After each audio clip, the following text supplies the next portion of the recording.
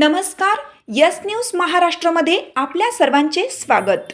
तांदुळवाडी परिसरात बिबट्याची दहशत, मेंढराच्या कळपावर बिबट्याचा हल्ला. तांदुळवाडी तालुका वाळवा येथील नांगरे पाटील शिवारात बिबट्याने मेंढराच्या कळपावर हल्ला करून एक मेंढी ठार केली तर दुसरी मेंढी पळवून नेल्याची घटना घडली. ही घटना शिवाजी बाबुराव जाधव यांच्या गट क्रमांक 161 मधील शेतामध्ये खतासाठी मेंढ्या बसवल्या असताना मध्यरात्रीच्या सुमारास घटना घडली.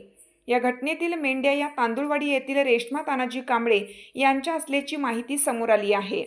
सुमारे 125 मेंढ्या रात्री वस्तीला असताना रात्री 1:15 दरम्यान बिबट्याने कळपावर हल्ला चढवला. या हल्ल्यात एक मेंढी जागीच ठार झाली तर दुसरी मेंढी बिबट्याने पळवून नेली. घटनेमुळे परिसरातील शेतकरी व मेंढपाळांमध्ये भीतीचे वातावरण निर्माण झाले आहे.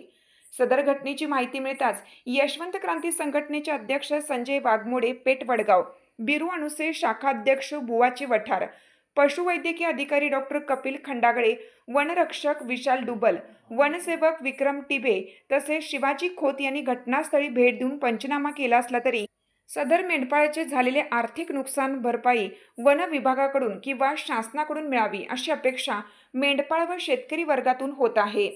वन विभागाने नागरिकांना सतर्क राहण्याचे आवाहन केले असून रात्रीच्या वेळी जनावरांची योग्य काळजी घेण्याचे व सुरक्षित ठिकाणी ठेवण्याचे निर्देश दिले आहेत. तांदुळवाडी, गोटखिंडी, मालेवाडी, एलूर, कुंडलवाडी, एडेनिप्पाणी, इटकरे परिसरात बिबट्याची संख्या वाढली असून रात्रपाळीने शेताला पाणी पाजायला जाणे म्हणजे जीवावर उदार होऊनच शेती पिकवण्याचं काम शेतकरी करीत आहेत. या परिसरात बऱ्याच वेळा शेळी, म्हैस, कालवड, कुत्री यांच्यावर बिबट्याने हल्ला केलेल्या घटना घडलेल्या आहेत. मनुष्यहानी होण्याची वाट वन विभागाने बघू नये असे या परिसरात बोललं जात आहे. वन विभागाने बिबट्यांचा बंदोबस्त करावा अशी मागणी जोर धरू लागली आहे. यस न्यूज महाराष्ट्रासाठी आनंदा कांबळे, सहसंपादक.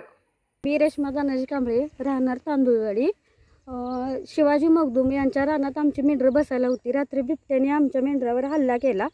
आमचं बाळ लहान होतं किंवा आमच्या घरातली पुरुष मंडळी इथं झोपायला होती. नशीब आमचं एवढं चांगलं की आमच्या मनुष्यबळावर कोणाला हल्ला झालेला नाही.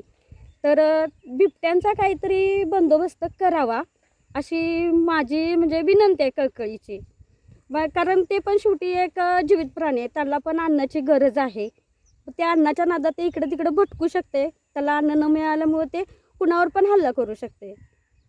एवढं सांगते. माझी एवढीच कळकळीची विनंती आहे की बिबट्या आता प्रत्येक गावोगावी किंवा प्रत्येक इतर ठिकाणी फिरतात, तर काहीतरी बिबट्यांचा बंदोबस्त करावा ही कळकळीची विनंती आहे. आमची साथ आमची. यस न्यूज महाराष्ट्र चॅनलला लाईक करा व सबस्क्राईब करायला विसरू नका.